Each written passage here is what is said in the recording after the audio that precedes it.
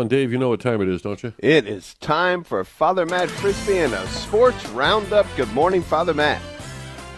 Good morning, Dave and Ron and all our listeners. Wonderful to be with you this morning, this Tuesday of Holy Week. We have the Chrism Mass at the Cathedral at 11, but, you know, as great as that is, and that's really the more important thing, but we're here to talk sports. So, That's right. So, you know, just briefly, I didn't watch any of the women's tournament, but it should be noted for us who are Buckeyes fans, the unexpected and disappointing loss of the Lady Buckeyes to Duke, Blue Devils, you know, so not good there in the second round. No, it looked like they had all kind of promise, and it all fell apart, unfortunately. Well, you know, and this is the thing on the men's and women's.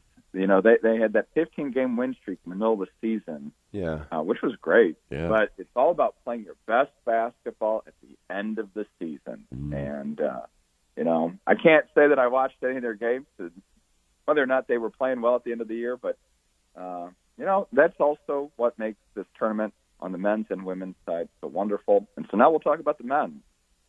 I don't know how your brackets are doing. Mine isn't doing too well. Mine is typical. It's disastrous. That's the way it always is. I never pick the top seed, so I'm always out pretty early, unless they all lose, which this year they didn't. Yeah, and usually the top seeds are the ones that fall out, and it's to a surprise for everybody. But really, all the number one seeds are still in, right? Yep, all the number one seeds are in. You know, Purdue, a one seed. One of the big knocks on them had been how they had not got out of the first weekend of the tournament the last couple of years with a lot of expectation. They did, and very convincingly against Utah State. I picked Utah State. My bracket just thinking Purdue won't make it out of that weekend. Well, Purdue did, and pretty convincingly.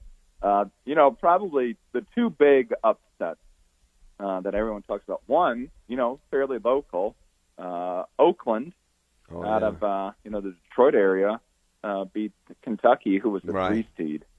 And you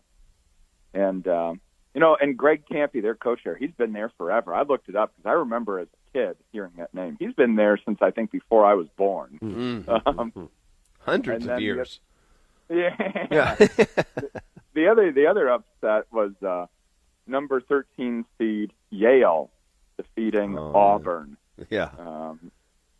You know, so those were the big ones, and then, you know, from there anymore, if in your bracket, you got to pick these 10, 11, 12 seeds and 13 to win at least one of those seeds to win, because we see it.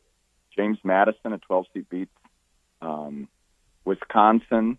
Number 12 seed Grand Canyon beats St. Mary's out of the West Coast Conference. St. Mary's. You know, so we just see all these upsets. But, yeah, the 1 seeds are still in it, and I think all of the 2 seeds are as well. And you know that one of those 12s is going to go to the Sweet 16, if not the Elite 8, maybe even sometimes to the Final Four, but definitely you're going to end up with one of those in the Elite 8. I think all those 12 seeds are out now. Wow. So this again, right. You always get that. So who's the Cinderella that's still in then, Father?